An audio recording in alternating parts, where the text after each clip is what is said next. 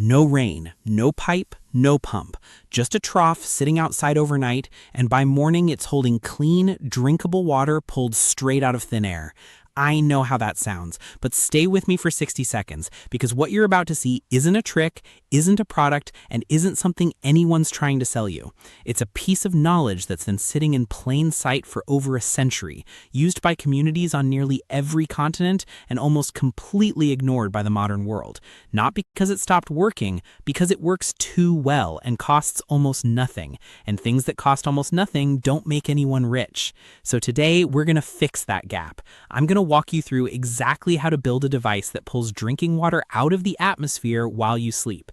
$12 in parts, no electricity, no moving pieces, no ongoing cost. Just physics doing what physics has always done, quietly, reliably, every single night. Before we get into the build, let me show you something you've already seen 1,000 times and never thought twice about. You pull a cold drink out of the fridge on a warm afternoon. Within a minute, the outside of that glass is wet. You didn't pour water on it, nobody sprinkled it. The water came from the air around you, invisible, suspended moisture that was just floating there until it touched something cold enough to make it let go. That's not magic, that's condensation, and it happens on every cold surface, every single time, without fail, anywhere in the world.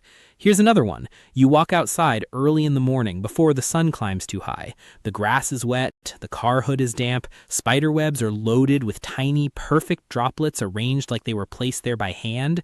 None of that came from clouds. None of it fell from the sky. That's atmospheric moisture that cooled overnight as temperatures dropped, touched surfaces that had also cooled, and turned from invisible vapor into liquid water. Every morning, everywhere, all season long. Now here's the question that changes how you see all of this. What if instead of just noticing that water, you caught it? What if instead of watching it evaporate when the sun came up, you had a system ready to collect it overnight and hand it to you in the morning? That's exactly what fog nets, dew harvesters, and atmospheric water collectors do, and that's exactly what you're going to build. The atmosphere surrounding this planet at any given moment holds an almost incomprehensible volume of fresh water.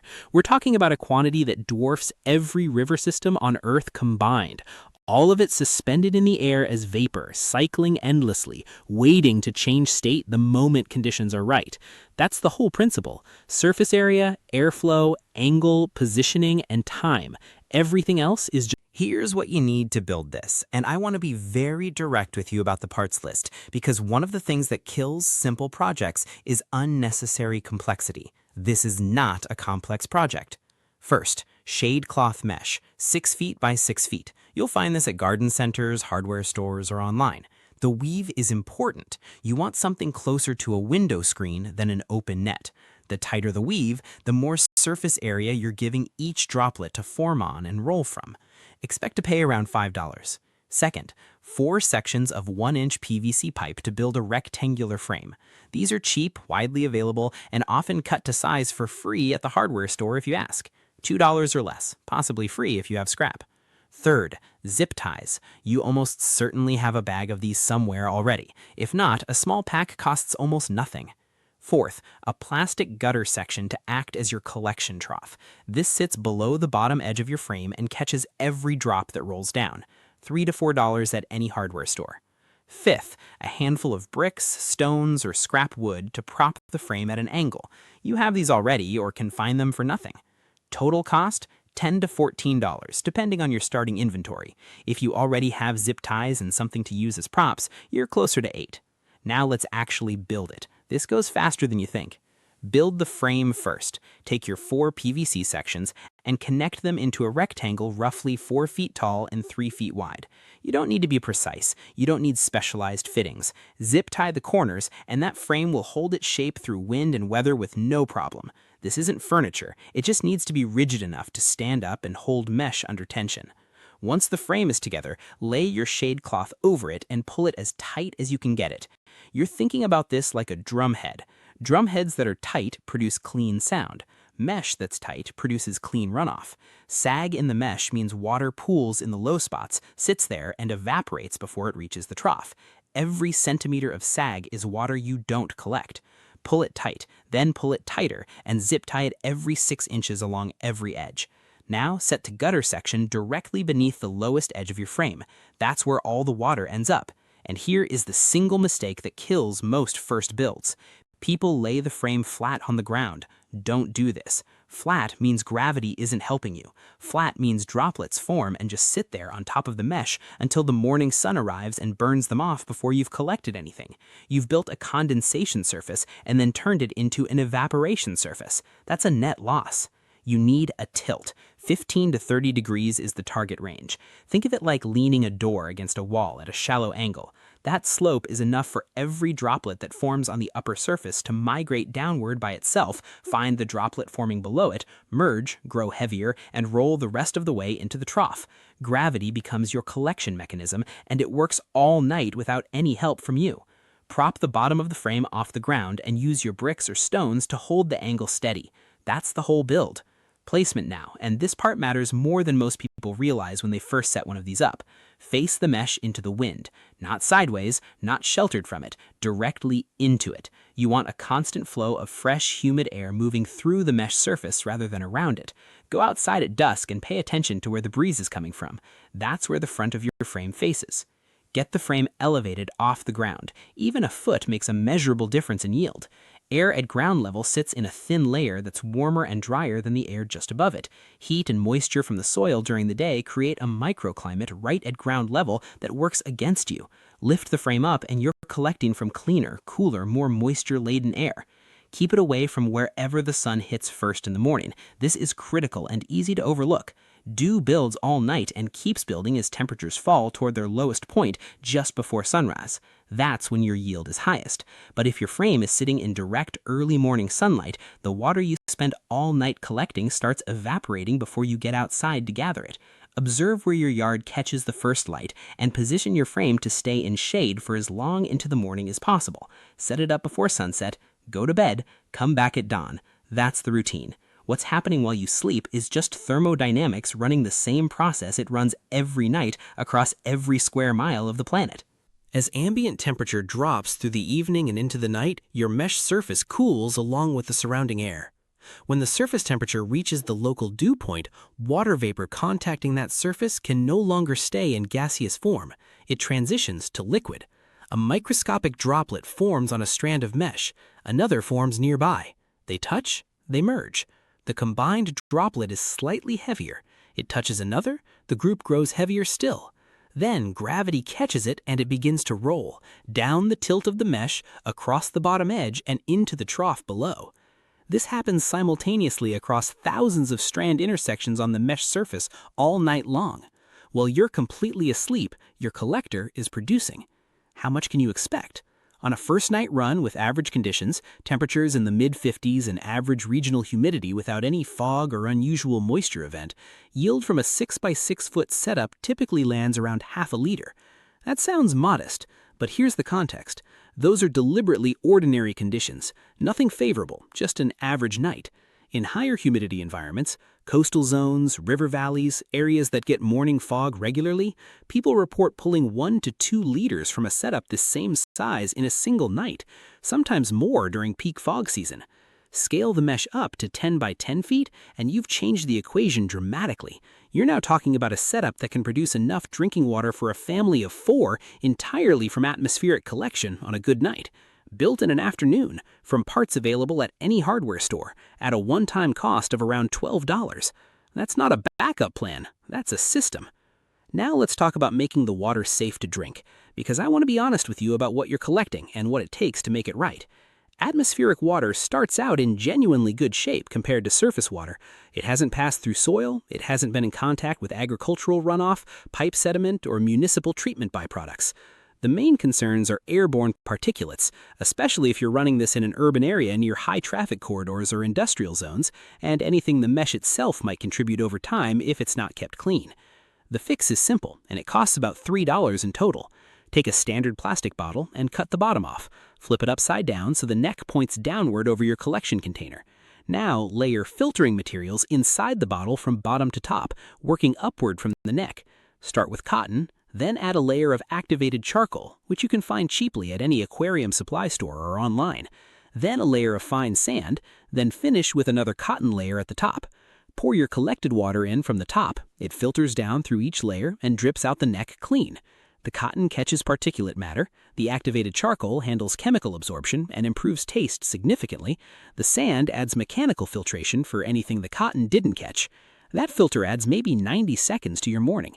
It handles most of what atmospheric water can realistically pick up in transit. If you want an extra layer of certainty, you have two options. Boil the filtered water for a full minute and it's sterile. Alternatively, add 1 single drop of plain, unscented household bleach per liter of filtered water, wait 30 minutes, and the water meets or exceeds the safety standard of treated municipal tap water.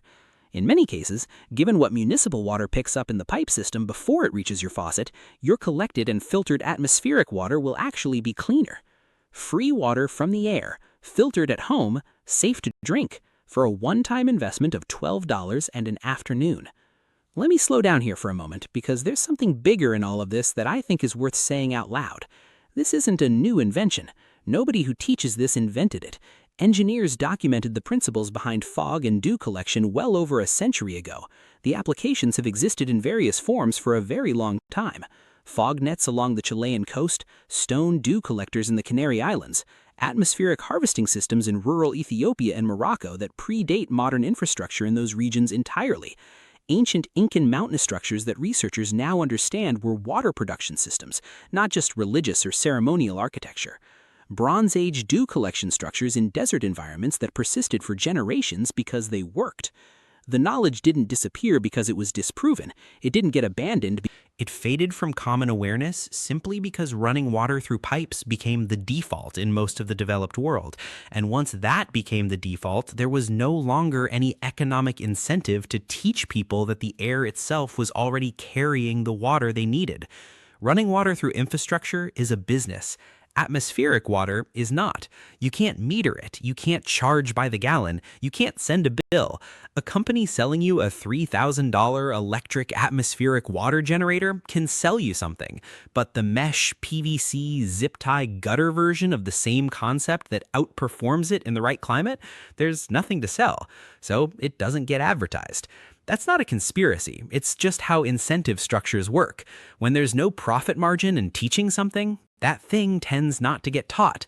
And that's exactly why this kind of knowledge matters. Not because pipes and municipal water are going away. They're not, and that's a good thing. But because understanding how to source water independently from your surrounding environment is a capability that has genuine value regardless of your current situation. Maybe you're thinking about emergency preparedness, a scenario where infrastructure is disrupted, either temporarily or for longer. Having a setup like this already built and positioned means you're not dependent on anything external to produce drinking water. You just go collect what the night left you. Maybe you're already off-grid or moving in that direction, and this fills an actual daily gap in your water supply rather than serving as a backup. Maybe you're in a climate where seasonal drought makes water access genuinely complicated, and cutting down on consumption from your primary source matters. Maybe you're just someone who finds this kind of thing fascinating and wants to understand it. Maybe you found this at midnight because you fell down a rabbit hole and this was the next thing that came up. None of that changes the outcome. The water is still there. The physics still work. The parts still cost $12 and are available within a couple of miles of almost anywhere you're reading this. And now you know how. Here's a quick summary of the whole process so you've got it clean in your head before you go get the parts. 6x6 shade cloth mesh with a tight weave, 4 PVC pipe sections forming a rectangle roughly 4 feet by 3 feet, zip ties on every corner and every 6 inches along the mesh edges, a gutter section positioned directly under the lower edge of the tilted frame, bricks or stones to prop it at 15 to 30 degrees facing into the wind, elevated at least a foot off the ground, away from the first morning sun, set up before sunset, collected at dawn. The DIY filter, plastic bottle inverted over your container, layered with cotton, activated charcoal, sand, and cotton from bottom to top. $3, 90 seconds per use.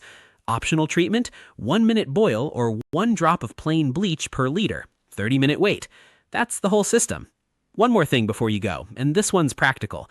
Start with 1 panel and 1 night. Don't over-engineer the first version. Don't spend a weekend building the perfect frame before you've seen it work. Build the basic version, set it before dark tonight if you can, and come back in the morning. When you see water sitting in that trough and you know exactly where it came from and exactly how little it cost, that changes your relationship to this entire idea in a way that no video can fully replicate. Then you iterate. Maybe you add a second panel. Maybe you scale the mesh to 10 by 10. Maybe you run tubing from the trough into a proper sealed container to cut down on evaporation loss in the morning. Maybe you build a second collector facing a slightly different direction to hedge against wind shifts. Each of those steps is cheap, straightforward, and builds on the basic version you already know works. This is the kind of project where the first build teaches you everything you need to know to make the next one better, and the first build takes less than an hour. If this gave you something useful today, something you're going to actually go out and try, hit the like button. It takes 2 seconds and it makes a real difference for my channel and for making sure content like this keeps reaching people who want it. And if you know someone who would actually build this, whether they're thinking about preparedness, they're already living off grid, or they're just the kind of person who sees a $12 solution to a real problem and immediately wants to try it, send it to them. No explanation needed, just the video. The water's out there. It was always out there. Tonight, while you're asleep, the air above your roof is carrying more fresh water than you'll use in a month. Now you know how to catch it. Take care. See you in the next one.